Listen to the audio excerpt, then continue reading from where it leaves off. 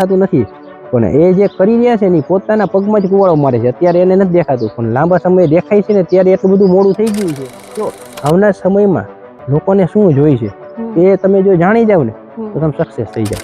જોયું કે શ્રીલંકામાં જે 100% ઓર્ગેનિક કરવાના પ્રયાસ તરફ વળતા ત્યાં એક સમયે ખોરાક સંકટ આવી ગયો હતો. તો આ સિચ્યુએશન આપણે ટાળવા માટે કઈ રીતે આગળ વધી શકાય? જો ખેતી છે ને એક વખત આનો એટલો સમય આવશે, અને ખાસ કરીને હું તો એમ કહું છું કે જેટલા ભણેલા ગણેલા જે લોકો છે ને જો આમાં પડી ગયા ને એનું ભવિષ્ય એક વખત ઉજળું છે. આવનાર જે સમય છે બરાબર એ એક આવડતનો હોય છે, શિક્ષણ કરતા આવડત સ્કિલ છે. આપણે ખેતીમાં એટલું બધું ભવિષ્ય છે. હું તો એમ કહું કે તમે જેટલું જ્યાં વિચારો ત્યાંથી તમને આવક મળે એવું છે. બરાબર 10 વીઘામાંથી 1 કરોડ રૂપિયા તમે કમાવો એવો સ્કોપ આમાં છે. ત્યાં સુધી આપણે પહોંચવું પડે, સંઘર્ષ કરવો પડે. આપણે એવું છે કે 10 વીઘા મારે કાલે જ કરોડ રૂપિયા કમાવો એમ હોય, એના માટે ઘણો ભોગ. મેં જ્યારે શરૂઆત કરી ત્યારે 1 કિલો વેચાતું, આજે હજારો કિલો આવક સુધી આપણે પહોંચી શક્યા. હવે સમય આવી ગયો છે 5 વર્ષ પછી આ જે બધી ખેતી ખેડૂતો છે ને ખેતી મેકી દે છે, ખેતી પોતાના છોકરાને કોઈ કરવા રાજી નહીં થાય. એની પાછળનું કારણ આ જ છે, કારણ કે ખેતીમાં અત્યારે બધા જે વાવેતર ડીએપી યુરિયા બધું નાખે છે ને, પછી ડીએપી યુરિયા ગમે એટલું, કારણ કે ઓર્ગેનિક કાર્બન એનો ડાઉન થઈ જાય છે, તો ઉત્પાદન આવવાનું નથી, થાકી જવાના છે. આપણે તો આપણી જમીનમાં પ્રાકૃતિક ખેતી કરી છે, પરંતુ આજુબાજુના જે ખેતર છે ત્યાં જો દવાનો છંટકાવ કરવામાં આવતો હોય કે દવાનો ઉપયોગ થાય છે, તો શું એની અસર આપણા ખેતર પર થશે? કે પ્રાકૃતિક ખેતી બધા ખેડૂતોને ના પોસાય, શું આ વાત સાચી છે?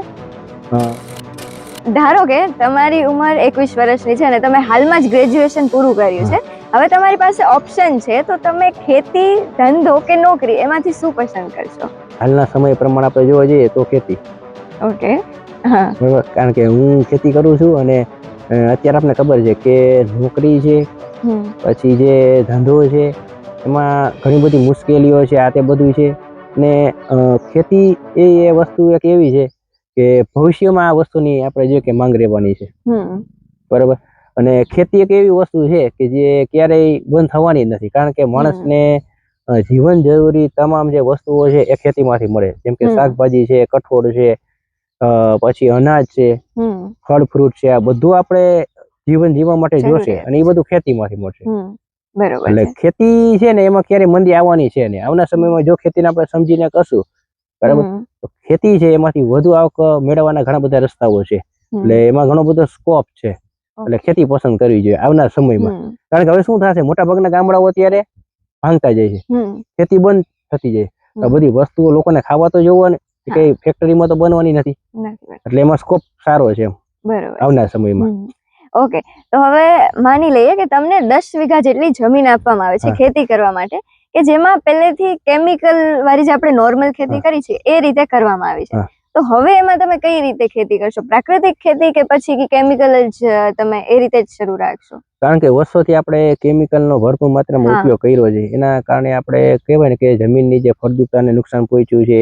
હવે શું થાય છે કે ધીરે ધીરે ઉત્પાદન પણ અત્યારે ઘટવા માંડ્યું છે. એટલે શું થાય કે ખેડૂતો મોંઘા ભાવના એને રાસાયણિક ખાતરો, દવાનો ઉપયોગ કરવા છતાં એને સારું ઉત્પાદન મળતું નથી, સારો ભાવ મળતો નથી, એટલે ખેતી નુકસાનીમાં જાય છે. એટલે હું એવું કહીશ કે પ્રાકૃતિક ખેતી છે, નેચરલ ખેતી છે, એમાં જ આપણે આગળ વધવું જોઈએ. કારણ કે અમુક સમય લાગશે, ધીરે ધીરે એમાં આપણે શરૂઆત કરશું તો આપણી જમીનને સુધારતા 2 વર્ષ, 3 વર્ષ, 5 વર્ષ સુધીનો પણ સમય લાગી શકે, પરંતુ પછી જે આપણો ખેતી જે છે એ મજબૂત થઈ જશે. એક સમય એવો આવશે કે જે આપણી ફળદ્રુપતા છે, ખાસ કરીને આપણી જે જમીન છે એમાં ઓર્ગેનિક કાર્બન છે એ ઊંચો વહી જશે, એટલે કે જમીનની જે ઉત્પાદન ક્ષમતા છે એ વધી જશે, પછી આપણે ઉત્પાદન સારું મળશે. એટલે પ્રાકૃતિક ખેતી છે એમાં શરૂઆતમાં ધીરે ધીરે એની શરૂઆત કરવી છે. શરૂઆત એવું લાગે તો આપણે 50-50% જે રાસાયણિક ખાતરો છે અને 50% આપણે પ્રાકૃતિક આવા જે ઘન જીવામૃત છે, જીવામૃત છે, બંનેનો ઉપયોગ કરીને ધીરે ધીરે આગળ વધીએ. એક સાથે આપણે આ ખેતીની શરૂઆત ના કરવી જોઈએ. બરોબર છે. ઘણા લોકો કહેતા હોય છે કે પ્રાકૃતિક ખેતી બધા ખેડૂતોને ના પોસાય, શું આ વાત સાચી છે? કે સહમત છું, કારણ કે આ ખેતીમાં છે ને ખાસ આપણે ઘણું બધું મહેનત કરવાની હોય છે, અને બીજું એવું છે કે આ બાબતને ખાસ સમજવી પડે છે. આપણે જેમ આડેધડ ખેતી કરતા આવીએ છીએ એવી રીતે કરશું તો આમાં સક્સેસ થઈ જાય. આમાં આપણે વૈજ્ઞાનિક બાબતોને સમજવી પડશે કે આપણી જમીનને, આપણા પાકને શું જોઈએ છે, એ પ્રમાણે એક એક જે પ્રાકૃતિક ખેતીના જે સિદ્ધાંતો છે એક એક આપણે જો એને ફોલો કરશું તો જ આપણે સફળતા મળશે. જો આપણે કરવા ખાતર ખેતી કરશું તો સફળતા મળવામાં તકલીફ પડશે. એટલા માટે ઘણા બધા હવે અત્યારે લોકો શું થઈ ગયા કે ટૂંકા સમયગાળામાં એને ઉત્પાદન જોઈએ છે, વધુ ઉત્પાદન જોઈએ છે, પરંતુ એવી રીતે શક્ય નથી. એટલે એવા લોકો માટે મુશ્કેલ છે. જે લોકોને કહેવાય ને કે દિલ દઈને વ્યવસ્થિત મહેનત કરવી છે તો એના માટે આ જે મોડલ છે સક્સેસ છે. પ્રાકૃતિક ખેતીમાં ખેડૂતોને સૌથી મોટી બીક હોય છે કે ઉત્પાદન ઓછું મળશે, તો શું ખરેખર ઓછું મળે છે અને કેટલા સમય સુધી અને કેટલું ઓછું મળે? પ્રાકૃતિક ખેતી છે શરૂઆત આપણે જયારે કરીએ ત્યારે ઉત્પાદન ઓછું મળે એના માટેનું કારણ એ છે કે કારણ કે રાસાયણિક ખાતર આપણે બંધ કરી દઈશું. એટલે તત્કાલ આપણી જમીન છે, મેં તમને કીધું કે આપણે જમીનમાંથી બધા પોષક તત્વો ખેંચી લીધા છે, જમીનમાં ફળદ્રુપતા છે ને એવા સમયે જયારે આપણે રાસાયણિક ખાતરો ને બધું બંધ કરી દઈશું એટલે શરૂઆતના વર્ષોમાં ઉત્પાદન થોડુંક ઓછું થશે, પણ ઓછું થશે તો સામે આપણે ભાવ પણ સારો મળશે, બરાબર. અને ભાવ ના મળે અને એ ભાવમાં જો વસ્તુ વેચાય તો જે રાસાયણિક ખાતર અને દવાનો ખર્ચો ઘટી જ જવાનો છે, એટલે ફાયદો જ છે. લાંબુ આપણે વિચારીએ તો પ્રાકૃતિક ખેતીથી કઈ નુકસાન નથી. ભલે ઉત્પાદન તમારું ઘટશે તો ઉત્પાદન ઘટશે તો સામે તમારો ખર્ચો ઘટી જશે ને. તમારે જે ખાતર લેવું પડતું હતું, જે દવાઓ લેવી પડતી હતી તો તમારે લેવાની નથી, તો એ ખર્ચ ઘટી જશે. ભલે તમારે 5 મણ ઉત્પાદન ઓછું આવ્યું, સામે 5000 તમે ખર્ચો તમારો બંધ થઈ ગયો. અને બીજું કે લાંબા ગાડી ફાયદો કરશે, એ જમીન જે છે એની ફળદ્રુપતા વધશે, વધશે એટલે તમારું ઉત્પાદન આવનાર સમયમાં વધશે. કારણ કે જમીન જેટલી તાકાત વાળી છે ને એટલા છોડમાં રોગ જીવાત ઓછા આવશે. જમીન જેટલી નબળી એટલે છોડ છે એ નબળો થાય, નબળો થાય એટલે વધુ એમાં તમારે એને રોગ જીવાત થી બચાવવા માટે વધુ દવાનો ખર્ચો કરવો પડે, પછી ઉત્પાદન મળે. તો ઉત્પાદન ભલે ને વધુ આવતું, તો તમે સામે ખર્ચો કેટલો કર્યો છે એ આપણે ક્યારેય વિચારતા નથી. એટલે ખાસ બધું આર્થિક પાસાઓને જો આપણે ધ્યાનમાં રાખીને બધી ગણતરી કરીએ ને તો પ્રાકૃતિક ખેતી છે એમાં એક પણ જાતનું નુકસાન નથી, બરાબર. આપણે લાંબુ ભવિષ્યમાં અને આર્થિક દ્રષ્ટિએ વિચારીએ તો આ જે પ્રાકૃતિક ખેતી એવી છે કે પ્રકૃતિનું રક્ષણ થશે, તમારી જમીનનું રક્ષણ થશે, અને તમે વિચાર કરો કે જેમાંથી અનાજ તૈયાર થશે, જે બધું તૈયાર થશે એ તમારા સ્વાસ્થ્યને મજબૂત બનાવવાનું છે, તમને સારો ખોરાક મળવાનો છે. એટલે આ પ્રાકૃતિક ખેતી છે ને એમાં નુકસાન કોઈ જાતનું છે જ નહીં. બરાબર. હવે પ્રાકૃતિક ખેતીના મુખ્ય સિદ્ધાંતો કયા કયા છે? પ્રાકૃતિક ખેતીમાં મુખ્ય એના જે સિદ્ધાંતોની વાત આપણે કરીએ તો બીજ સંસ્કાર છે, બીજામૃત છે, પછી આપણે જોઈએ કે જીવામૃત છે, ઘન જીવામૃત છે, પછી વાપસા છે અને મિશ્ર પાક પદ્ધતિ. આ મુખ્ય એના 5 આપણે સિદ્ધાંતો કરી શકીએ કે કોઈ પણ તમે વાવો તો એને જે બીજ છે તો એને સંસ્કારિત કરીને બીજામૃત બનાવી અને એને બીજ સંસ્કારથી વાવવાનો હોય કે જેથી શું થાય કે શરૂઆતમાં એને મૂળ ના છે કે એવા કોઈ રોગ આવે નહીં. પછી પાયાનું જે ખાતર તરીકે આપણે ઘન જીવામૃત ઉપયોગ કરીએ છીએ, બરાબર. અને પછી આપણે જયારે પાક તૈયાર ટૂંકમાં બીજ સંસ્કાર કરી ખાતર આપણે ઘન જીવામૃત નાખી અને પછી આપણે જે પાક વાવેતર કર્યો પછી એને જીવામૃત આપવાનું હોય છે. એટલે બીજ સંસ્કારનું કામ શું છે કે અત્યારે આપણે બધા બીજ વાવતા હોઈએ છીએ, એને પટ દઈને વાવીએ છીએ, પટ દેવાનું કામ કરે કે ભાઈ કોઈ મૂળના રોગો ન આવે, સારું ઉગાવો આવે, એના માટેનું કામ બીજ સંસ્કાર કરે છે, એટલે કે બીજામૃત કરે છે. પછી જીવામૃત અને ઘન જીવામૃત છે એ બધા જે રાસાયણિક ખાતરો કેમ આવે, ડીએપી, યુરિયા, એમાંથી જેમ પોષક તત્વો મળે એમ જમીનને ખોરાક આપવાનું કામ જીવામૃત અને ઘન જીવામૃત કરે. પછી છે વાપસા. જમીન છે ને અથવા કોઈ જે પાક છે ને એને પાણીની જરૂર નથી પણ ભેજ.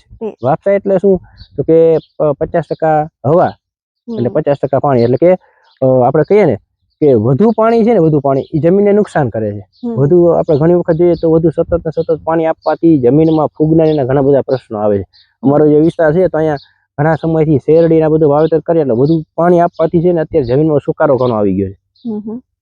એટલે વાપસાનું નિર્માણ થાય, અને વાપસાનું નિર્માણ ક્યારે થાય તો જમીનમાં તમે જે પાક વાવ્યો એને આચ્છાદન કરવાનું, આચ્છાદન કરો તો જ નીચે વાપસા આખી જે કન્ડિશન નિર્માણ થાય, બરાબર. તો એવી રીતે વાપસા છે, વાપસાથી શું થાય તો એક તો પાણી છે ને લાંબો સમયગાળા સુધી તમારે આપવું ના પડે, અને અળસિયા છે એને યોગ્ય વાતાવરણ મળી જાય, પછી એને જે જરૂરી જે સૂક્ષ્મ જીવો છે એની કોલોની પર નિર્માણ પામે. અને મિશ્ર પાક છે, તો મિશ્ર પાક છે એ વાવવાથી ઘણા બધા ફાયદાઓ થાય. એક તો જમીનને પણ ફાયદો થાય, જેમ કે કઠોળ વર્ગના પાકો તમે વાવો એટલે શું થાય કે જમીનને જે નાઇટ્રોજન જોઈએ તો નાઇટ્રોજન કઠોળ વર્ગના પાકોમાંથી મળી જાય. પછી બીજું શું થાય કે જેમ કે તમે કોઈ શાકભાજી ને એવું બધું વાવ્યું હોય અને વચ્ચે તમે જે ગલગોટા છે ને એવા પીળા ફૂલો વાવ્યો હોય તો ઘણા બધા રોગ જીવાતની આકર્ષે, તો તમારે રોગ જીવાતમાં પણ ફાયદો થાય. અને બીજું એવું થાય કે ઘણી વખત એવું થાય કે એક પાક વાવ્યો હોય અને કોઈ કુદરતી આફત આવે તો એને નુકસાન જાય, બરાબર, એને નુકસાન થાય. ઘણી વખત એવું થાય કે તમે 4-5 જાતના મિક્સ પાકો વાવ્યો હોય, વધુ વરસાદ છે એ 2 પાકને નડે, 3 પાકને ના નડે, એવું બને. તો 2 પાક આપણે નુકસાન ગયો, 3 પાક છે તેમાંથી આપણે આવક મળી રહે. ઓલું શું થાય કે એક જ પાક આપણે વાવ્યો હોય તો બધું આપણું આપણો મુખ્ય આધાર એના પર હોય છે. એટલે આવી રીતે મિક્સ પાક વાવવાથી આવી રીતે કોઈ કુદરતી આફત આવે ત્યારે પણ કામ આવે, ઉપયોગમાં આવે, અને આપણી જમીન માટે પણ ઉપયોગી છે, રોગ જીવાત માટે પણ ઉપયોગી છે, અને આપણી કહેવાય ને કે એક આવક છે એ આવક ઉપર પણ ખાસી આધાર રાખે, કારણ કે એવું ખેડૂતોને મુખ્ય જે આધાર કેના ઉપર હોય છે? ખેતી ઉપર હોય છે. એટલા માટે તો પ્રાકૃતિક ખેતીમાં આપણે કયા કયા પાકો વાવી શકીએ અને કઈ કઈ સિઝનમાં? જે રીતે તમે મિક્સ ફાર્મિંગ ની વાત કરી એ ખૂબ જ મહત્વનો વિષય છે, તો એ બાબતમાં થોડું જણાવો. પ્રાકૃતિક ખેતીમાં ખાસ કરીને શરૂઆતના વર્ષો હોય ને ત્યારે તમે કઠોળ વર્ગના પાકો છે અને શાકભાજીના પાકો લ્યો, એટલે શું થાય કે એનાથી તમને ધીરે ધીરે શીખવા મળે, એમાંથી કઈ ભૂલ રહી જાય તો વાંધો ના આવે. એટલે ખાસ કરીને પ્રાકૃતિક ખેતીમાં શાકભાજી છે એ ત્રણેય ઋતુમાં સિઝન પ્રમાણેના તમે શાકભાજી વાવી શકો છો. અને બીજું ખાસ કરીને કઠોળ વર્ગના પાકો છે, તો કઠોળ વર્ગના પાકો જે છે એ પણ તમે વાવી શકો છો. અને બીજું સિઝન પ્રમાણેનો ખાસ કરીને જે ચોમાસું કે સિઝન હોય તો મગફળી, તો ત્યારે મગફળીનું વાવેતર કરી શકાય. પછી શિયાળામાં ખાસ કરીને જે કઠોળ વર્ગના જે ખાસ કરીને ચણા છે એ પાકો વાવી શકાય. અને બીજું ખાસ કે અનાજ છે, ઘઉં છે, એ બધું પણ તમે વાવી શકો છો. બરાબર. તમારું જે ફાર્મ છે, મોડેલ ફાર્મ છે કે આત્મા પ્રોજેક્ટ અંતર્ગત આ તમારું એક મોડેલ ફાર્મ જાહેર કરવામાં આવ્યું છે, તો આત્મા પ્રોજેક્ટ શું છે અને ખેડૂતોનો કઈ રીતે લાભ લઈ શકે દરેક એરિયામાં, એ જરાક માહિતી આપી દો. જો ખાસ પ્રાકૃતિક ખેતી જે અભિયાન છે એની શરૂઆત છે ને આત્મા પ્રોજેક્ટ. આત્મા છે ને એ એક આપણી ખેતી વિશે જે બધી યોજનાઓ છે, જેમ કે જે ભારતના ગામડાઓ છે તો એમાં જે ખેતી કરતા ખેડૂતો છે એને ખેતી વિશે માહિતી બધી મળે, એના માટેનું કામ છે એ આત્મા કરે છે. આત્મા છે એ આપણી કૃષિ સંબંધિત જે બધી યોજનાઓ છે, અને એ જે સંસ્થા છે એ રાજ્ય સરકાર અને કેન્દ્ર સરકાર એના દ્વારા સંચાલિત છે. અને ખાસ કરીને જયારે ગુજરાતમાં પ્રાકૃતિક ખેતીની શરૂઆત થઈ ને, એમાં શરૂઆત જે અભિયાન છે ને એને ગામો ગામ સુધી આજે અમારા જેવા ઘણા બધા ખેડૂતો જે તૈયાર થયા છે, પ્રાકૃતિક ખેતી કરતા થયા છે, તો એ આત્માને આભારી છે. આત્મા પ્રોજેક્ટ થકી અમને એની માહિતી મળી. આત્મા પ્રોજેક્ટ શું કામ કરે છે? અત્યારે ખાસ એ પ્રાકૃતિક ખેતી માટે એ ગામે ગામે મીટિંગો કરે ખેડૂતોની, પછી પ્રેરણા પ્રવાસ કરે છે, એક જગ્યાએથી બીજા ફાર્મ પર લઈ જાય, એ ફાર્મમાં આપણે શું જોવા લાયક છે, આપણા ફાર્મમાં આપણે કઈ કઈ ખામી છે, આ તે બધું. એટલે પ્રેરણા પ્રવાસ. પછી કૃષિ વિશે બધા જે કૃષિ વૈજ્ઞાનિકોને બોલાવીને આ બધી જે માહિતી, પછી આપણી જે જુનાગઢ કૃષિ યુનિવર્સિટી છે, આવી જે કૃષિ યુનિવર્સિટી છે એની મુલાકાત માટે લઈ જાય છે. અને ખાસ પછી મેં આપણે જે જીવામૃત છે, અત્યારે ઘન જીવામૃત આ આખું યુનિટ છે, તો એ પણ એના દ્વારા આપણે આખું જે મળ્યું છે. એટલે આત્મા છે એ આત્મા પ્રાકૃતિક ખેતી અભિયાનને આજે ગુજરાતના ગામે ગામે પહોંચાડવામાં ખૂબ જ મહત્વનો ફાળો હોય તો આત્માનો. હવે આપણે અત્યારે સરકાર જે બીજા જે બાગાયત ખાતું છે કે જે બીજા અલગ અલગ જે ખેતીવાડીની જે છે એમાં પણ અધિકારીઓ પણ અત્યારે ખાસ અત્યારે કામ કરી રહ્યા છે પ્રાકૃતિક ખેતી. કારણ કે આ પ્રાકૃતિક ખેતી છે અત્યારે ગુજરાતના રાજ્યપાલ અને મોદી સાહેબ છે એનું પણ આખું એક વિઝન છે કે ભવિષ્યમાં આપણે આના ઉપર આગળ આપણે જવાનું છે. એના માટે અત્યારે કામ થઈ રહ્યું છે. એમાં ખાસ પ્રાકૃતિક ખેતીને ગામે ગામે પહોંચાડવાનું અને મહત્વનું કામ કર્યું તો આત્માએ. બરોબર છે. હવે કોઈ ખેડૂત પ્રાકૃતિક ખેતી શરૂ કરવા માંગે છે તો સરકાર તરફથી એને કઈ કઈ રીતની સહાય મળી શકે એમ છે? એમાં જો અત્યારે પ્રાકૃતિક ખેતી કરવા માટે જે ગાય, તો ગાયના નિભાવ ખર્ચ માટે છે એના માટેની યોજના પણ છે, અને આવનાર સમયમાં પણ હજી આવવાની છે. અત્યારે જે એક ગાય છે તો 900 રૂપિયા આપે છે નિભાવ ખર્ચ માટે. પછી શાકભાજી, પ્રાકૃતિક ખેતીમાં તમારે શાકભાજી વાવો એના માટેની યોજના છે. પછી જે ઘન જીવામૃત એ બનાવવા માટે છે એના માટેની પણ યોજના છે. અત્યારે તમે વ્યક્તિગત જે ખેડૂત હોય એને અત્યારે આમાં સહાય મળે છે. પછી ગૌશાળા હોય તો મોટા ટ્રસ્ટ હોય તો એને પણ એને સહાય આપે છે. પછી હજી આવનાર સમયમાં આના જે પ્રોસેસિંગ યુનિટો તમારે બનાવવા હોય, એને વેચાણ વ્યવસ્થા છે, માર્કેટિંગ, એના માટે પણ સરકાર પ્રયત્ન કરવાની છે. તો આ દરેક સહાયનો લાભ કઈ રીતે લઈ શકાય જાણવા માટે ખેડૂતો પોતાના એરિયામાં જે આ રીતે આત્મા પ્રોજેક્ટ ચાલતો હોય, જે મોડેલ ફાર્મ છે ત્યાં ખેડૂત મિત્રને મળી અને આ રીતની જાણકારી લઈ શકે છે કે આ સહાયોનો લાભ ખરેખર કઈ રીતે લેવો. પ્રાકૃતિક ખેતીથી જમીનને શું ફાયદો થાય છે? પ્રાકૃતિક ખેતીથી જે જમીન છે, કારણ કે એમાં જે આપણે ખાતર વાપરવાના છીએ, બરાબર, એમાં કોઈ પણ જાતનું કેમિકલ કે કોઈ છે ને કે જે આપણી જમીનને નુકસાન કરે. પ્રાકૃતિક ખેતી થકી જે ગાયનું ગૌમૂત્ર અને ગોબર, એમાં એવા કહી શકાય ને કે પોષક તત્વો રહેલા છે કે જે આપણી જમીનને મજબૂત બનાવશે. આપણે અત્યારે જે આપણે જમીનનો ઓર્ગેનિક કાર્બન ઘટવા લાગ્યો છે, ઓર્ગેનિક કાર્બન વધારવા માટે પણ જીવામૃત ઘન જીવામૃત છે ખૂબ જ ઉપયોગી છે. જમીન ક્ષારવાળી વધી ગઈ છે, ખાતરો વાપરી ક્ષારનું પ્રમાણ વધી ગયું છે. પછી આપણે શું કર્યું, ફૂગનાશકનો ઉપયોગ કર્યો. એટલે જે જરૂરી છે એને મારી નાખી, નથી જરૂરી એને મારી નાખી. એટલે હવે ફરજિયાત આપણે શું કરવું પડે કે ફૂગ આવે એ ફૂગથી બચાવવા માટે આપણે શું કરવું પડે, બહારથી નાખવું પડે, ફૂગનાશકનો ઉપયોગ કરવો પડે. તો પ્રાકૃતિક ખેતી થકી આવી ઉપયોગી ફૂગો છે, આવા ઉપયોગી સૂક્ષ્મ જીવો છે.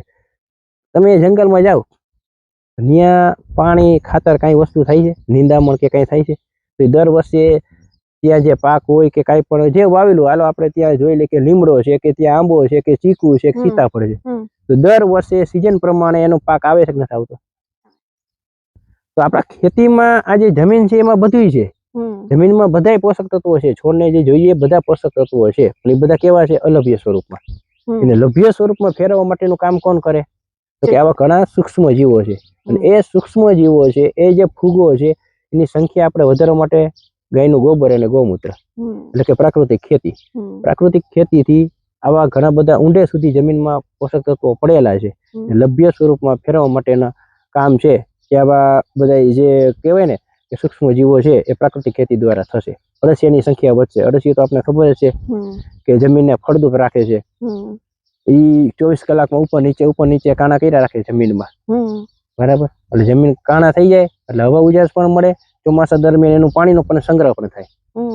એટલે જમીન ઉપયોગી જે કોલોની છે એ કોલોની છે એ મજબૂત બનશે.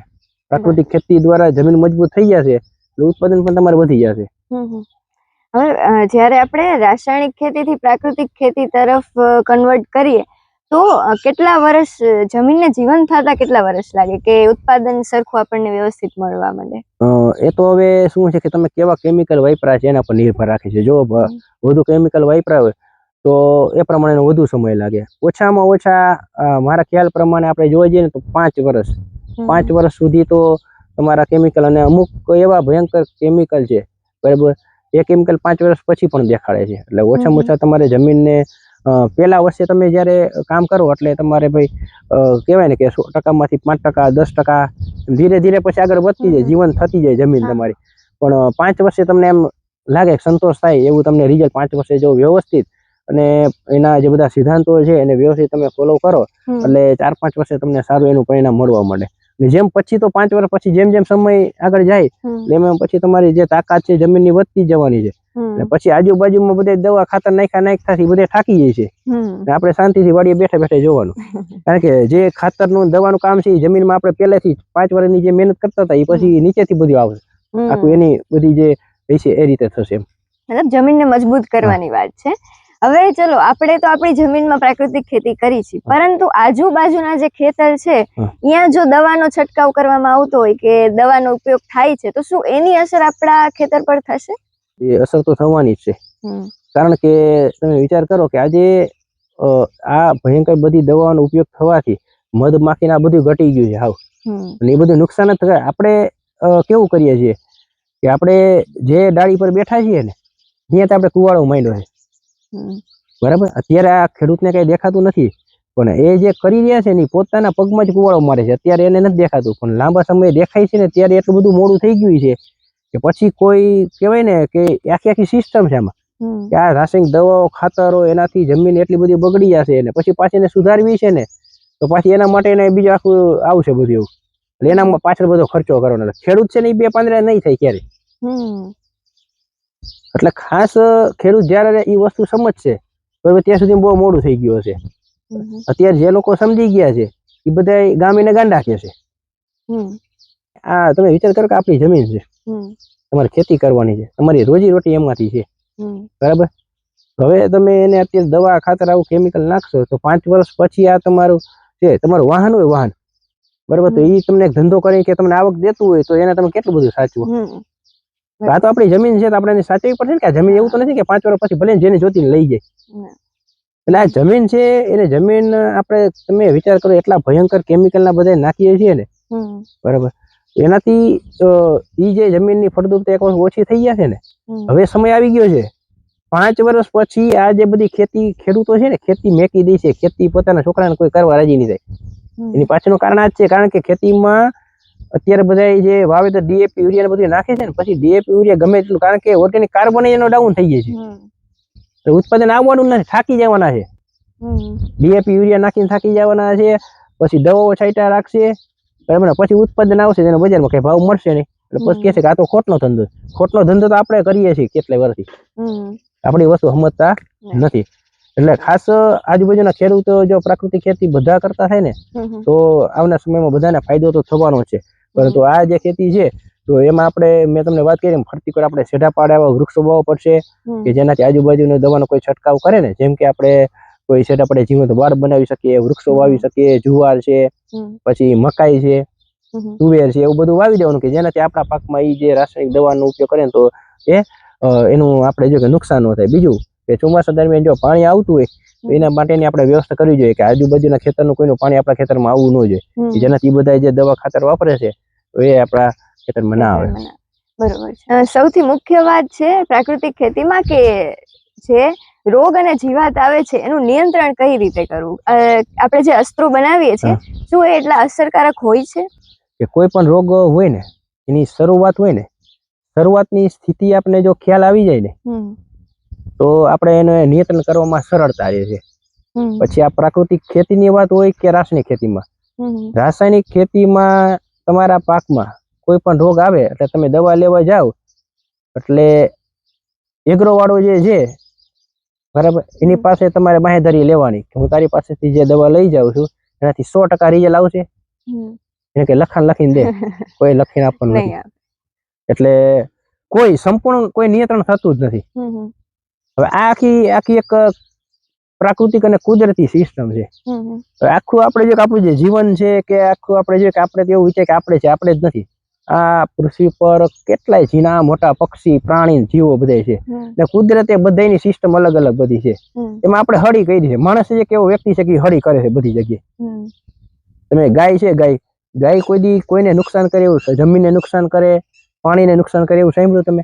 કે પક્ષી છે કે નુકસાન કરે? માણસ છે તો ઝાડ પાડી નાખે, દવા છાંટે, પાણીને પ્રદૂષિત કરે, એમાં બધું કેમિકલ વાળું પાણી છોડે. બધી જગ્યાએ હળી કરવાનો માણસ જ છે. એ દુખી કોણ છે? માણસ જ છે. આવનાર સમયમાં એટલા બધા રોગોમાં ભર્યો. વિચાર કરું, જુનાગઢ બાજુ કેશોદ છે, ત્યાં શાકભાજીની ખેતી થતી હતી. એટલે બધા લોકો એમ ત્યારે સમયમાં શાકભાજી, રીંગણાની ખેતી લોકો કરતા, અને ભયંકર ઈ કેમિકલ એને વાપર્યું, એટલું પેસ્ટિસાઇડ છાંટ્યું, પૈસા બહુ બનાવ્યા, સદ્ધરે બહુ થયા. અત્યારે ઘરદીઠ કેન્સર છે, ઘરદીઠ બધા કેન્સર છે ત્યાં. એનું કારણ શું કે આ બધી જે શાકભાજી દવા છાંટી પોતે ખાય છે, પોતે છાંટતા હોય, શ્વાસમાં લેતા હોય. જેમ કે આપણે બેઠા છીએ ને વાં કોઈ દવા છાંટતી હોય ને, એ આપણે શ્વાસમાં લઈએ તો એ નુકસાન કરે છે. વિચાર કરો. એટલે આ જે બધી બાબતો છે ને, એ ખાસ આપણે સમજવી પડશે. અને આપણે જેટલું પ્રકૃતિને ઓછું નુકસાન કરીએ, બરાબર, એ ઉપર આપણે ખાસ વિચારવું જોશે. એ રીતે તમે કીધું કે આપણે કહીએ છીએ કે રેસિડ્યુ, પેસ્ટિસાઇડ રેસિડ્યુ વાળું જે આપણે ખોરાક કે શાકભાજી ખાઈ છીએ, એનાથી ગ્રાહકોને કે જે ખાય છે ને તો નુકસાન છે જ, પણ સૌથી મોટું નુકસાન ખેડૂતને છે. જેમ તમે કીધું કે દવા છાંટી વખતે આપણે કોઈ પ્રિકોશન્સ નથી રાખતા કે ગ્લવ્સ પહેરી કે માસ્ક રાખી, એ કઈ નથી હોતું. ડાયરેક્ટ છાંટીએ છીએ, જેનાથી શ્વાસમાં જાય છે અને કેન્સરના સૌથી વધારે ચાન્સીસ છે. તો બીજું કઈ નહીં, તો પોતાના સ્વાસ્થ્ય માટે આપણે પ્રાકૃતિક ખેતી શરૂ કરવી જોઈએ. રાસાયણિકમાં તો હું ઘણી બધી ઈયળોની એની બધી દવાઓ આવે છે અને ખેડૂતો ભરપૂર માત્રામાં ઉપયોગ કરે છે. હવે એનાથી કંટ્રોલ થઈ જાય છે.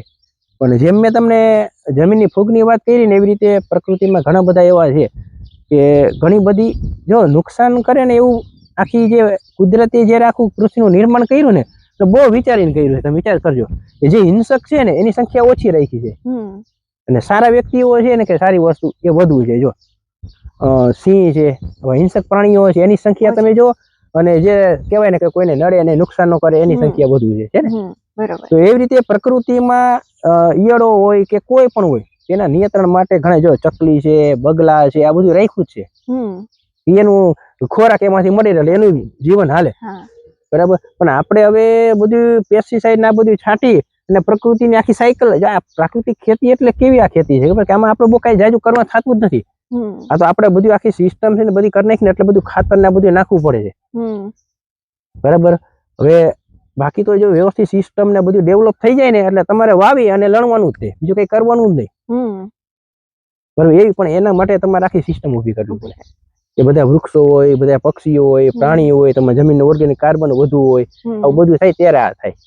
તો જે રાસાયણિક ખેતી છે એમાં જે બધી દવા ના બધું આવે, એવી રીતે આપણે પ્રાકૃતિક ખેતીમાં રોગ જીવત આવે તો એના માટે આપણે મેં તમને કીધા કે પક્ષીઓ દ્વારા પણ નિયંત્રણ એનું થાય બધું.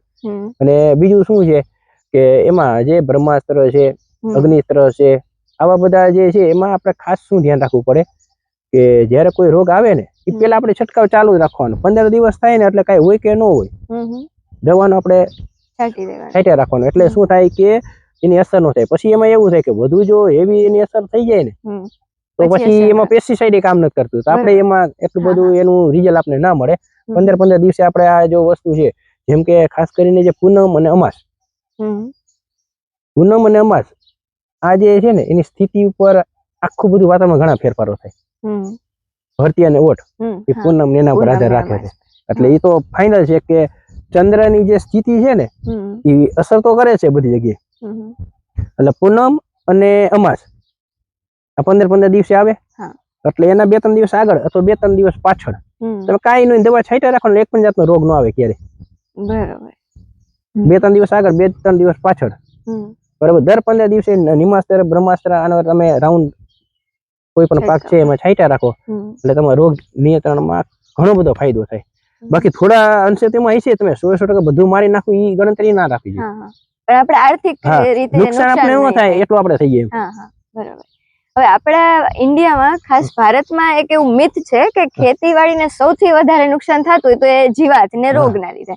પણ હકીકતમાં ખેતીમાં સૌથી વધારે નુકસાન થાય છે વીડ્સ, જેને નીંદણ આપણે કહીએ, એનાથી. હવે આનો આંકડો જો આપણે જોઈએ તો આખી દુનિયામાં સૌથી વધારે પેસ્ટિસાઇડ એટલે દવા જે કહીને રોગને છાંટવા માટે તો એ ભારતમાં વપરાય છે. અને બાકી દેશોમાં વીડીસાઇડ એટલે જે નીંદણને મારવાની દવા છે ને એ વપરાય છે. પરંતુ આપણે રોગ માટે, રોગની પાછળ પડ્યા છે, જીવાત પાછળ ટૂંકમાં પડ્યા છે, એને દવા છાંટી છે. તો પ્રાકૃતિક ખેતીમાં આપણે નીંદણને કઈ રીતે કંટ્રોલ કરી શકીએ? એમાં તો જો આપણે દવા કોઈ આવતી નથી, નિંદામણને એમાં મજૂરો દ્વારા જ આપણે કરી શકીએ. એટલે હાથેથી ના લેવું પડે, એમાં કોઈ દવા નથી આવતી. ને પછી આપણે એને ઉપર આછો આપણે પાથરી દઈએ તો મલ્ચિંગ થઈ જાય તો એનાથી મોટું નિયંત્રણ લઈ શકે. એટલા માટે પ્રાકૃતિક ખેતીમાં મલ્ચિંગ ને ખૂબ જ મહત્વ. આચ્છાદન થી શું થાય, વાપસાઈ નિર્માણ થાય, તમારું ભેજે નિયંત્રણ મારે અને નિંદામણ કંટ્રોલ રહે.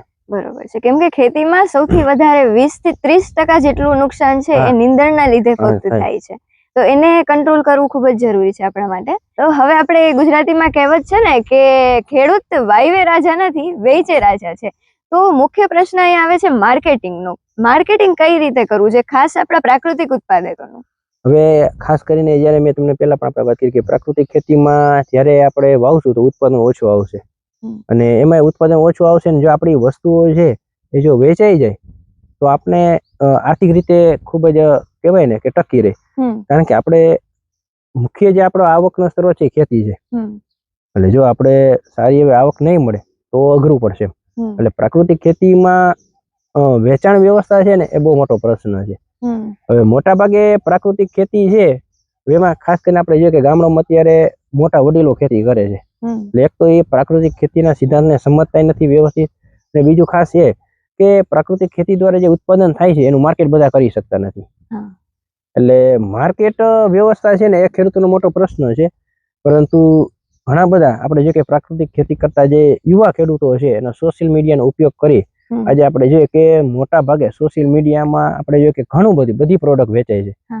તો આપણે આપણા સોશિયલ મીડિયા થકી એમાં ફેસબુક છે, પછી આપણે જોઈએ કે ઇન્સ્ટાગ્રામ છે, યુટ્યુબ છે, એના માધ્યમથી આપણે કઈ વસ્તુ આપણે ઉગાડીએ છીએ, કઈ રીતે એની પ્રોસેસ કરીએ છીએ, અમે આ વસ્તુ તૈયાર થશે, આવના સમય આ થશે, એવી રીતે ધીરે ધીરે આપ વિડીયો બનાવો. આજે તમને 1 કિલોનો ઓર્ડર આવ્યો, 1 કિલોનો ઓર્ડર 1000 કિલો થશે. હિંમત નહીં હારવાની. મેં જયારે શરૂઆત કરી ત્યારે 1 કિલો વેચાતું, આજે હજારો કિલો સુધી આપણે પહોંચી શક્યા છીએ. બરાબર. આ વસ્તુ તમારી જે જોઈ છે અને આપણે ખબર છે સોશિયલ મીડિયામાં જે વ્યક્તિને જે વસ્તુ ગમતી હશે એમાં શોધતા જ હોય. કારણ કે આપણા ગામ સુધી કોઈ આવવાનું નથી, અહીં સુધી નથી આવવાનું. બાકી સોશિયલ મીડિયા એવી છે આખી દુનિયા એમાં છે. બરાબર. એટલે એના થકી લોકો અહીં સુધી પહોંચી શકશે. બરાબર. એટલે સોશિયલ મીડિયા માધ્યમ એવું છે કે એનો પ્લેટફોર્મ તમે આપણે જેમ કે કોઈ પણ ફાર્મ હોય તો એ ફાર્મનું એક તમે આઈડી બનાવો, પછી એમાં તમારી દરેક જે પ્રવૃત્તિ છે એ તમે એમાં એડ કરતા જાઓ. વાવેતર છે, એનું લણણી છે, એની સુકવણી કરતા હોય, એનું પેકિંગ છે, લોકો સુધી તો આ બધી વસ્તુ મેકતા રહ્યો. પછી એમાંથી તમને ગ્રાહકો મળશે. અને એક બીજું ખાસ કે ગુણવત્તા આપણે સારી રાખવાની, ક્વોલિટી સારી હશે એટલે એક વખત તમે લઈ જશો એટલે તમે 10 જણા બીજાને કહીશું તો સારી ગુણવત્તા હશે તો. એટલે માર્કેટિંગ આમાં એવું નથી, જો માર્કેટિંગ કરીને લોકો ઘણી જગ્યાએ પહોંચી પણ શકે છે, પણ એ ગુણવત્તા નબળી હોય છે એના કારણે સફળ નથી થતા. પ્રાકૃતિક ખેતીમાંથી જે ઉત્પાદન મળે ને એ લોકોને આપણે સમજાવવા પડે વ્યવસ્થિત કે જો ભાઈ આમાં થોડુંક એની જે રંગ રૂપ આ તે છે એ નેચરલ હોય, અને તમે અત્યારે બજારમાં જે જોવો છો એ ભપકાદાર હોય. મસાલો તમે લ્યો એમાં એને હું નાખ્યું એસન કલર આ બધા નાખ્યા એટલે એ તમને ખૂબ જ આકર્ષક લાગે. પણ નેચરલ જે વસ્તુ હોય ને, આપણે કે સાચી વસ્તુ હોય ને એ બહુ ઠેકડા ન મરે. બરાબર, ઓલી તમે જોવો ને આમ આકર્ષક હોય ને આ બધું હોય, એ નબળી વસ્તુ સમજે. ને જે ઓરિજિનલ વસ્તુ હોય ને એ એનો કહેવાય ને કે એનું મીડિયમ દેખાવ ને બધું, તો આપણે એ લોકોને સમજાવવું પડે કે ભાઈ આવું હોય. ઓલા તો લોકો જોઈને એને ખબર નથી, એ થોડુંક આપણે કરવું પડે કે જો પ્રાકૃતિક વસ્તુ છે આમાં કોઈ પણ જાતનું ભેળસેળ થતી નથી, બરાબર, એટલે આ વસ્તુ આવી રીતે હોય. બાકી અમે બજારમાંથી કલર આવે આ તે જે કરીએ તો ઘણું બધું થાય, એટલે આ લોકોને આપણે સમજાવશું ને એ જે કલર કેટલા નુકસાન કરે છે આવી બધી બાબતો આપણે એને સમજાવવી પડે. અને ક્વોલિટી સારી બનાવવી પડે. જો સારી ક્વોલિટી તમે મેન્ટેન ન કરી શકો તો પછી બજારમાં તમારું ન હાલે. એટલે ગુણવત્તા સારી બનાવો અને લોકો સુધી આવી રીતે સોશિયલ મીડિયાના માધ્યમથી તમે એક વખત પહોંચી ગયા. અત્યારે તમે વિચાર કરો કે સોશિયલ મીડિયા જે છે એના માધ્યમથી ઘણા બધા લોકો કેટલો વેપાર કરે છે. હવે નાના એવા ગામડામાંથી બેઠા બેઠા આપણે ઘણું વિદેશમાં વસ્તુઓ વેચાય છે, બરાબર. ઘણા બધા આપણે જોઈએ કે ઘી છે અહીંથી અમેરિકા છે કેટલા બધા દેશોમાં જાય છે, આપણે જોઈએ છીએ. એટલે એવું નથી, આજે દુનિયા છે ને બહુ કહેવાય ને સાવ નાની થઈ ગઈ. ગામડે બેઠા બેઠા તમે દુનિયા તમારા કોન્ટેક્ટમાં આવી શકે, તો તમારે એવું સારું કામ કરવું પડે, એવી ગુણવત્તા બને પડે. બાકી વર્ષોથી જે હાલે છે એમાં જીવન જીવવું હોય એમાં કઈ છે નહીં કે જે હાયલું આવે છે થાય છે ને એવું નથી, પણ આમાં મહેનત કરવી પડે, તકલીફ પડે, સંઘર્ષ કરવો પડે. ગામ ગાંડા કે બધું કે એને ખબર ન હોય કે શું કરે છે, બરાબર, કે આપણે ગાંડા છીએ કે આ ગાંડો છે એને નથી ખબર, બરાબર. પરંતુ સમય આવે તો એ લોકો જોવાના છે બધું. એટલે ખાસ આવનાર જે સમય છે, બરાબર, એ એક આવડતનો હોય છે. શિક્ષણ કરતા આવડત સ્કિલ છે. આપણે ખેતીમાં એટલું બધું ભવિષ્ય છે, હું તો એમ કહું કે તમે જેટલું જ્યાં વિચાર ત્યાંથી તમને આવક મળે એવું છે, બરાબર. 10 વીઘામાંથી 1 કરોડ રૂપિયા તમે કમાઓ એવો સ્કોપ આમાં છે. ત્યાં સુધી આપણે પહોંચવું પડે, સંઘર્ષ કરવો પડે. આપણે એવું છે કે 10 વીઘા મારે કાલે જ કરોડ રૂપિયા કમાવો એમ ન થાય, એના માટે ઘણો ભોગ દેવો પડે. કોઈ પણ બિઝનેસ હોય, કોઈ પણ વ્યવસાય હોય, તો લાંબા સમય ગાળો છે. અને તમે કીધું ને કે નોકરી કે ખેતી શું મહત્વનું છે, જો આ વસ્તુ એવી છે કે આમાં હું આજે જે ડેવલપ કરીશ, મારું લક્ષ ગો ફાર્મ છે એ બ્રાન્ડ બનશે, બરાબર, મારું સપનું છે બ્રાન્ડ બનાવીશ, બરાબર. પછી આમાં છે ને કેટલાય લોકોને રોજગારી મળશે, અને આમને પેઢી છે ને એ પેઢીને એમાં કામ મળશે. જયારે હું આજે નોકરી કરતો હોઈશ, બરાબર, તો પછી આવનાર સમયમાં મારા બાળકને પાછું હું રીટા થઈ ગયા એટલે એની પાસે નોકરી ગોતવો ને. આજે હું બિઝનેસ ડેવલપ કરીશ, બરાબર, તો શું થશે, આમને જે પેઢી છે એને પણ સારું કામ મળશે, બીજાને રોજગારી એમાંથી આપી શકશે. એટલા માટે ખેતી છે ને બહુ ઉત્તમ છે. ને આ વસ્તુ એવું નથી બીજા બિઝનેસમાં તમે, પણ બીજા બિઝનેસમાં હરીફાઈ જાજી છે. ક્યારે કયો બિઝનેસ ક્યારે બંધ થઈ જાય અને એનું ઓપ્શન કયો આવી જાય ને એ ખબર નથી. ખેતી એવી વસ્તુ છે કે આને વિના હાલવાનું જ નથી.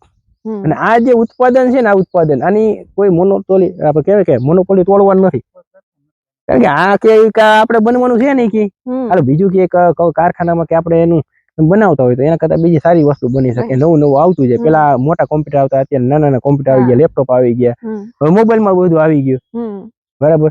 પણ આ વસ્તુ એ છે ભલે આમાં ટેકનોલોજી આવશે, આ બધું આવશે, પણ ખેતી છે ને એક વખત આનો એટલો સમય આવશે. અને ખાસ કરીને હું તો એમ કહું છું કે જેટલા ભણેલા ગણેલા જે લોકો છે ને, જો આમાં પડી ગયા ને એનું ભવિષ્ય એક વખત ઉજળું છે. બરોબર છે. અને જે રીતે આપણે માર્કેટિંગ ની વાત કરી, સોશિયલ મીડિયા માર્કેટિંગ ની, તો હું દર્શક મિત્રોને કહેવા માંગીશ કે આપણા શક્તિસિંહ જાડેજા સરની જે યુટ્યુબ ચેનલ છે એમાં મેં પણ જોઈને મને એક વખત આશ્ચર્ય થયું કે ખેડૂત આટલું સારું કરી શકે કે 1K+ એમને ફોલોવર્સ છે, અને આઈ એમ શ્યોર કે એમનું જે માર્કેટિંગ છે ત્યાંથી જ બહુ સારું થઈ જતું હશે. સોશિયલ મીડિયાથી તમારી વસ્તુ તમે વેચી શકો છો, કેમ કે તમારા ગ્રાહકોને એક ટ્રસ્ટ બિલ્ડ થાય કે આ રીતે અહીંયા ઉઈગું છે અને આજ અમે ખેતરેથી ડાયરેક્ટ અમારા ઘરમાં વસ્તુ આવી રહી છે. તો બહુ સરસ કામ કરો છો સર તમે એમાં પણ. અને હવે લાસ્ટમાં મારો એક પ્રશ્ન છે કે જે રીતે આપણે જોયું કે શ્રીલંકામાં જે 100% ઓર્ગેનિક કરવાના પ્રયાસ તરફ વળતા, ત્યાં એક સમયે ખોરાક સંકટ આવી ગયો હતો. તો આ સિચ્યુએશન આપણે ટાળવા માટે કઈ રીતે આગળ વધી શકાય? જો ડાયરેક્ટ આપણે પ્રાકૃતિક ખેતીમાં જશું એટલે આપણે ઉત્પાદન ઘટે, એમાં આપ વિચાર કરો કે આપણે તો 135 કરોડથી વધુ વસ્તી ધરાવતો દેશ છે, હા બરાબર. હવે બધા લોકોને અનાજ, શાકભાજી, કઠોળ, ફળ આ બધીની જરૂરિયાત હોય. હવે પ્રાકૃતિક ખેતીમાં આપણે જશું તો ઉત્પાદન ઉપર એની અસર થશે. એટલે પહેલા આપણે વિચારી અને પહેલા તો ખાસ શું છે કે જે રાસાયણિક ખાતર દવા આપણે બંધ કરશું તો એના ઓપ્શનમાં આપણે જે ખાતર વાપરીએ છીએ એ રાસાયણિક ખાતર અને દવાઓ છે એવું જ આપણે એનું રિઝલ્ટ કઈ રીતે મળે. આપણા કૃષિ વૈજ્ઞાનિકો ઘણા નવા સંશોધનો કરે છે. જીવામૃત છે, ઘન જીવામૃત બનાવ્યું, અળસીનું ખાતર છે, આ બધા ખાતર એના વિકલ્પમાં બનાવ્યા. એ નહીં તો એની જગ્યાએ તો પેલા આપણે વ્યવસ્થિત તૈયારી કરી અને લોકોને એ વિકલ્પ આપવાનો. બરાબર. ડાયરેક્ટ તમે કરશો તો લોકો અત્યારે શું કરશે એમ કે ડીએપી ન નાખવું તો બીજું શું નાખવું. તો અમારે ગાયો નથી તો અમારે ખાતર બનાવવું ક્યાં? તો બજારમાં ક્યાં મળે? સારી ક્વોલિટી નું ક્યાં મળે? શું છે આ બધા એના જે બાબતો છે કે આ ખેતી માટે કે પડકારો છે તો એ પેલા ધીરે ધીરે અને શરૂઆત છે ને 50% થી કરવાની. આપણી પાસે 10 વીઘા છે તો 1 વીઘામાં આપણે શરૂઆત કરીએ, 1 વીઘામાં આપણે 50%. આપણે 2 થેલી ડીએપી ની વાપરીએ, પછી 1 થેલી વાપરવાની, ધીરે ધીરે કરતા અડધી થેલી વાપરવાની, કરતા કરતા પછી એની જરૂર તમારે નહીં પડે. પછી એની સામે તમારે જરા આપણા સેન્દ્રિય ખાતરો છે વધારતું જવાનું. એ રીતે આપણે આગળ વધશું તો વાંધો નહીં આવે. બાકી ભવિષ્યમાં આપણે તો એ સૌથી વધુ વસ્તી ધરાવતો દેશ છે તો મોટી તકલીફ ઊભી થાય એવું છે. બરાબર છે. હવે આપણે એક એગ્રો ટુરિઝમ નો કોન્સેપ્ટ શું છે અને તમે કઈ રીતે કરો છો એ જરાક જણાવો. એગ્રી ટુરિઝમ એક એવી વસ્તુ હોય છે કે જેનાથી આપણે વધારાની આવક પણ મળે અને ખાસ કરીને આજે શહેરના લોકો છે એ ભાગદોડ જે જિંદગી છે એનાથી કંટાળી ગયા છે. એ લોકોને પ્રકૃતિની નજીક ખેતરો વચ્ચે બેઠા બેઠા એને જમવું હોય છે, એને પક્ષીઓ જોવા હોય છે, એના પક્ષીઓનો અવાજ સાંભળવો હોય છે, એસી આ બધી હવા લઈ લઈને કંટાળી ગયા, ખુલ્લી હવા એને જોઈ છે.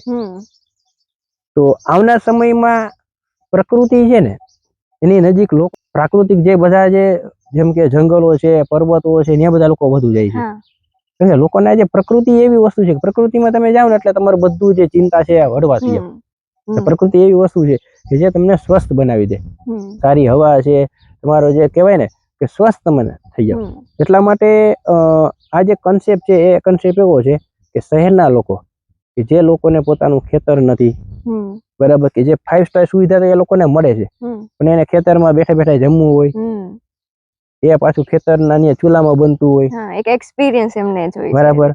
એ વૃક્ષો હોય, પક્ષીઓનો અવાજ હોય, નદી હોય, ગાયો હોય, ગાડું બળે છે. તો આ બધો અનુભવ કરવા માટે, બરાબર, એક આપણે આને સ્કોપ કહી શકાય કે આવનાર સમયમાં આ ડિમાન્ડ ઊભી થવાની છે.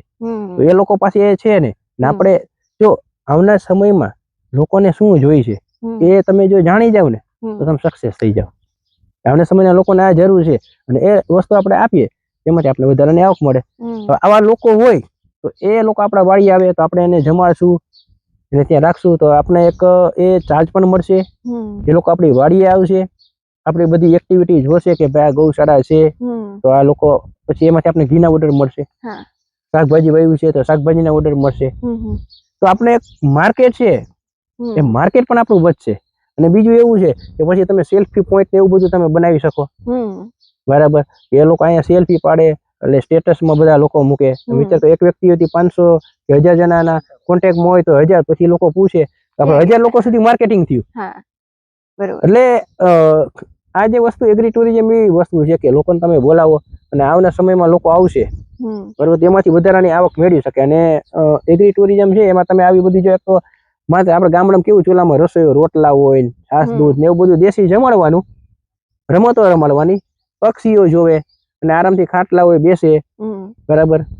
હાલ અમારો આખો જે કન્સેપ્ટ છે, બરાબર, આવનાર સમયમાં હજી આપણે 1-2 વર્ષ લાગશે કારણ કે જે વૃક્ષોની બધી જે ઉગાડવાની બધી ડેવલપ કરો ને એ સમય વધુ લાગે. બાકી બીજો આપણે તૈયાર કરવું હોય તો ઝડપથી થઈ જાય. એટલે 1-2 વર્ષ પછી અમારો આખું જે કન્સેપ્ટ છે કે આખું એક સરસ મજાના બધા ફ્રૂટ હોય, બધી ઔષધિ હોય અને ત્યાં બેઠા બેઠા લોકો છે આવી ચૂલાની રસોઈ છે જમતા હોય. એટલે ઈ જમે ને પાછો આપણે એવો આખો કન્સેપ્ટ રાખવો છે અહીંયા જ બધું થતું હોય. શાકભાજી છે એ પણ અહીંનું જ હોય, બરાબર, દૂધ છાશ તો આપણે અહીંનું છે, મસાલો આપણો હોય. આવી બધી વસ્તુઓ તમે લોકોને ખવડાવો તો આવી ક્યાંય મળવાની નથી ને આપણે જ આપી શકવાના છે. બાકી કોઈ હાઈવે રોડ ટચ ઉપર આવું કોઈ કરશે તો એનું કઈ નહીં ચાલે, બરાબર. અને એમાં ખાસ કરીને અમારે ત્યાં શું છે કે ડેમ નો છે એટલે કુદરતે પણ અમને સપોર્ટ આપ્યો એટલે કે ડેમ છે તેનો આપણે આવી રીતે ઉપયોગ કરી શકીએ, લોકો આવે તો ત્યાં દેખાડી શકીએ, અને વૃક્ષો અને પ્રકૃતિ ખેતી કરતા થાવ ને એટલે પક્ષીઓ અને આખું વાતાવરણ આપણે તમે બેઠા ત્યાંનો સરસ મજાના ક્યાંના પક્ષીઓનો અવાજ ને આવું બધું આવે છે તો આખું એક નેચરલ થયું. આ તમે આખું ઊભું ન કરી શકો. બરોબર છે. આખું એક પ્રાકૃતિક બધી સિસ્ટમ છે. તો આવી રીતે આખું એગ્રી ટુરિઝમ છે એક જો વધારાની આવક થાય પછી ગામના બીજા 4-5 લોકો છે એને તમે કામ મળે. કારણ કે આપણે દાખલા કે તમે 100 જણા આવો મારે 5 જણા બીજા રાખવા પડે તો 5 જણાને રોજગારી ગામમાં રોજગારી મળી. ગામમાં એને રોજગારી મળી. બરાબર આપણે વધારાની આવક થઈ આપણું માર્કેટિંગ થયું ઘણું બધું કામ થાય. અને એવું નથી કે ઘણા બધા લોકો એમ કહે છે કે તમારું ગામ બહુ દૂર આવ્યું. લોકો સારી વસ્તુ હશે ને એટલે લોકો તમે ગમે ત્યાં જાય એવું નથી. અને હવે શું છે કે લોકોને આવા છેવાડાના ગામડા જઈને મજા આવે છે એટલે પ્રયત્ન કરીએ છીએ ને એગ્રી ટુરિઝમ છે બરાબર એનાથી ઘણા બધા હેતુઓ સિદ્ધ થાય. સામાન્ય રીતે પ્રવાસીઓ કે જે ઘણા ફોરેનર્સ પણ એવા હોય છે કે જે આના માટે ઘણા બધા ચાર્जेस પે કરવા પણ તૈયાર હોય છે. તો નોમિનલ આપણે કેટલા ચાર્जेस લઈ શકીએ આ રીતનો એક એક્સપિરિયન્સ આપવા માટે? સામાન્ય તમે સવારથી સાંજ સુધી આવે ને તો તમે 400-500 રૂપિયા લઈ શકો એક વ્યક્તિના. અને 500 રૂપિયા એટલે તમે વિચાર કરો માણસ સાવ નોર્મલ લાગે. એમાં તમે સવારનો નાસ્તો બપોરે જમવાનું અહીંયા બધી જે સુવિધા છે. પછી શું છે અહીંયા જો બળદગાડું છે એ તમે રાખી શકો. પછી ઘોડા હોય તો એનું હોર્સ રાઇડિંગ તમે કરાવી શકો. બરાબર સાયકલ તમે રાખો તો સાયકલો લઈને પછી તમે એને રસ્તા જે કેડિયું હોય બધી ખેતરમાં એમાં તમે લઈ જાઓ. બરાબર તો આ અલગ આખું એક થાય. આમાં એવી વસ્તુ છે કે તમે જેટલી સુવિધા ઊભી કરો ને એટલા બધું પૈસા તમે લઈ શકો. આપણે ઇન્ડિયામાં તો અહીં એવું છે કે આપણે 500-1000 રૂપિયા બરાબર વિદેશી લોકો હોય ને વિદેશી લોકો તો એ વિદેશી લોકો તમે ધારો ને એટલા પૈસા આપે. એ લોકોને કેવું જોઈએ ખબર છે કે જો અહીંયા છે ને આવા સાદા મકાનો હોય અને તમારે જમવા અમે 10 દિવસ 15 દિવસ રોકાય પછી એ લોકો શું કે તમારે નવરાત્રી હોય નવરાત્રી તમારે 9 દિવસ તમારા ગામડાની નવરાત્રી જોવી છે. 9 દિવસ આપણી વાડી પર રોકાય પછી 9 દિવસ અલગ અલગ ગામડામાં જવાનું લઈને સાંજે જે અમારે આવી રાસ ગરબા આવું બધું એટલે આવું વિદેશના લોકો છે ને એને આવું ગામડા છે ને એને જવું છે. પણ આપણું જે થોડુંક સરકાર અને ખાસ કરીને આવા લોકો છે ને આપણાને પ્રમોટ નથી કરી ગયા. બાકી આપણી જે ભારતની જે સંસ્કૃતિ છે ને એ સાચી અને સમજવી હોય તો ગામડામાં જવું પડે. ના રીત રિવાજ પરંપરા બધી તમારે બધા લોકોની અલગ અલગ જ્ઞાતિ છે તો એની ઓળખ છે આ બધું ગામડામાં હજી બધું જીવન છે. આપણા ગામડામાં ઘણું બધું પડ્યું છે બરાબર. તો એને એક આપણે છે ને પ્રવાસન સ્થળ તરીકે આપણે કચ્છ નહીં દેખા તો કુછ નહીં દેખા એનું માર્કેટિંગ આખું થયું. અમિતાભ બચ્ચન આવ્યા આજે દેશ વિદેશના કેટલા પ્રવાસીઓ આવે છે ત્યાં. તો માર્કેટિંગ કરો લોકોને જે આ વસ્તુ છે આ નેચર ગમે છે બરાબર તો આને પ્રમોટ કરીએ. સરકાર થોડુંક આમાં પ્રમોટ કરે. અને બીજું શું છે કે આવી ઘણી બધી ટ્રાવેલ્સ એજન્સીઓ છે એ લોકોને વિદેશમાંથી જે લોકો આવતા હોય ને એને આવા લોકોની જરૂરિયાત છે. તો આપણે પેલા ફાર્મમાં થોડીક સુવિધા ડેવલપ કરી કારણ કે એ લોકો આવે એટલે બધી સુવિધા જોઈએ. એટલે થોડુંક આપણા એવું નથી હું કહેતો કે હાઈફાઈ આપણે સુવિધા થોડુંક એને જે રહેવા માટેની જે આપણે વોશરૂમ માટેની વ્યવસ્થા છે સુવા માટેની વ્યવસ્થા છે ભલે હાઈફાઈ સુવિધા નહીં પણ એના માટેની એને થોડુંક એને સેફટી લાગે એ રીતે બધું આપણે કરીએ ને વ્યવસ્થિત. રાજસ્થાનમાં એક મારા ખાસ મિત્ર છે કાનસિંહ નિર્વા દેશ વિદેશના ત્યાં તો એટલું એને કહેવાય ને કે બુકિંગ જ એટલું હોય એક દિવસ એટલું નાખું એને આખું એગ્રી ટુરિઝમ જ ડેવલપ કરી નાખ્યું છે ને એટલા બધા લોકો અહીંયા કામ કરે છે. એટલે આ એક સ્કોપ ઘણો બધો છે બરાબર. અને એમાં થોડુંક એનું માર્કેટિંગ ને થાય બરાબર. તો લોકોને તો ગામડું ગમે છે બધું ગમે છે. લોકોને નીચે બેસીને જમવાના જ છે. અહીં તમે જાજી સુવિધા આપે નથી સારું તમે જમાડો સારા જ વૃક્ષો હોય ખાલી ખાટલામાં અને હિંચકા ખાલી ખાય છે ને તો એ મજા આવશે. ખૂબ જ સરસ. તો સર હવે છેલ્લે આપણા જે ખેડૂત મિત્રોને જે પણ દર્શકો આ વિડીયો જોઈ રહ્યા છે અને જેને અંત સુધી જોયો છે એને તમે શું એડવાઇસ આપવા માંગશો? એ ખેડૂત મિત્રોને એવું કહીશ કે જે ખેતી છે એ ખેતી આવનાર સમયનું એક બહુ ભવિષ્યમાં રહેલું છે. અને ખાસ કરીને યુવાન ખેડૂતો છે બરાબર કે જે ઘણું ભણ્યા છે અને એની પાસે જમીન છે તો એ લોકો ખાસ ખેતીમાં આવે કારણ કે ભણેલ ગણેલ વ્યક્તિ ખેતીમાં આવશે. ખેતીમાં ઘણા બધા સ્કોપ છે. એમાં પ્રાકૃતિક ખેતી ગૌશાળા એગ્રી ટુરિઝમ આ બધી વસ્તુઓ એવી છે કે એમાં ઘણો બધો સ્કોપ છે. તમે વિચાર કરો કે આપણે ગામડામાંથી ભણી ગણી શહેરમાં ગયા પણ આપણા ગામ માટે કંઈક કરવાની ફરજ આવે તો આપણે ગામમાં જેમ કે કોઈ પ્રોસેસિંગ યુનિટ બનાવશું જેમ કે હું ખાતરનું કરું છું તો ખાતરનું મારું મોટું થશે તો હું મારા 10 લોકોને રોજગારી આપીશ. વિચાર કરો તમારી પ્રગતિ થાય તમારા ગામના 10 લોકોને રોજગારી મળશે જેથી 10 લોકોને ગામ છોડીને નહીં જવું પડે. તો ખાસ મોટા વડીલો છે એ તો કાંઈ ના કહી શકે પણ ખાસ આપણા જે યુવા શિક્ષિત લોકો છે ઘણી ઘણી જે પોતાના ગામ માટે કંઈક કરી એનામાં છે એવું કે મારે ગામ માટે કંઈક કરવું છે. બરાબર, જો આપણે જીવન બધા આપણે જીવીએ છીએ, આપણે પોતાના માટે તો બધા જીવતા જ હોઈએ છીએ, અને જ્યારે આપણે બીજા માટે જીવવાનું શરૂઆત કરશું ને તો બહુ મજા આવશે. માત્ર આપણા સ્વાર્થ માટે જીવશું તો નહીં મજા આવે, તો થોડુંક આપણે એવું કંઈક રાખશું કે આપણે બીજા માટે, પક્ષીઓ માટે, પર્યાવરણ માટે કંઈક સારું કામ થાય. તમે વિચારો તો પ્રાકૃતિક ખેતી, ગૌશાળા, આ જે વસ્તુ છે ને એમાં બધું આવી જાય, બધી સેવા. તમારે ક્યાંય મંદિરોમાં ન જવું પડે, બીજું દાન ન કરવું પડે, આમાં બધું આવી જાય. એટલે જો આ પસંદ કર, થોડુંક અઘરું છે. લાઈફસ્ટાઈલ તમારી ઊંચી ને હાઈફાઈ સુવિધા તો એ વસ્તુ અહીં નહીં મળે. અહીંયા થોડુંક તમારે રફલી બધું છે, ધૂળી ઉઠતી હોય, ઢેફાઈ ઉઠતા હોય, બરાબર, પોદરાય તમારે લેવા પડે. આ બધી તો થોડુંક આ બધી વસ્તુમાં જો તમને એવું ન લાગતું હોય તો આ જે લાઈફ છે ને એ 5 સ્ટાર કહી શકાય એવી છે. ને સ્વાસ્થ્ય માટે બરાબર, તમે સિટીમાં તમારે સવારે વોકિંગ કરવા જવું પડે, કસરત કરવી પડે, યોગ કરવું પડે, આ બધું અમારે બધું થઈ જાય, કસરત થઈ જાય, યોગ થઈ જાય, બરાબર.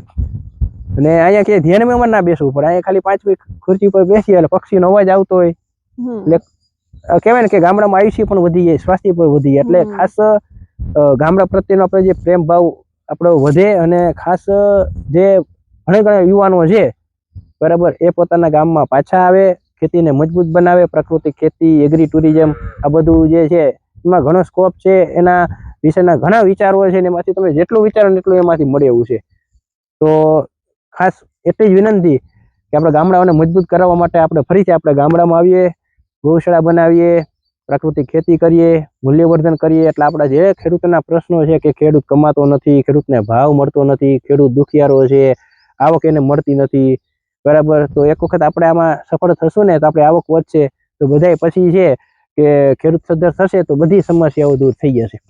બરોબર છે. સો તમારો કિંમતી સમય આપવા બદલ સર તમારો ખૂબ ખૂબ આભાર કે તમે આટલી ઇમ્પોર્ટન્ટ અને કહેવાય ને પ્રેક્ટિકલ ગ્રાઉન્ડ લેવલ કે સાચું તો ખેતરમાં શું થાય છે એક ખેડૂતને જ ખબર હોય કે કઈ રીતે થઈ શકે છે. તો આ બધી સાચી માહિતી અને તમારા અનુભવ જે તમે હમણાં એ સાથે શેર કર્યા એ બદલ ખૂબ ખૂબ આભાર સર તમારો.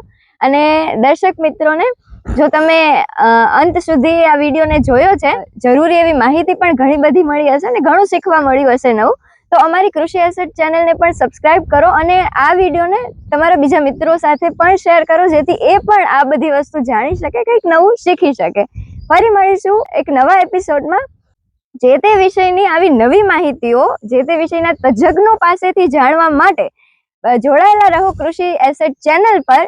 ફરી મળીશું નેક્સ્ટ એપિસોડમાં. ત્યાં સુધી જય હિન્દ, જય ભારત.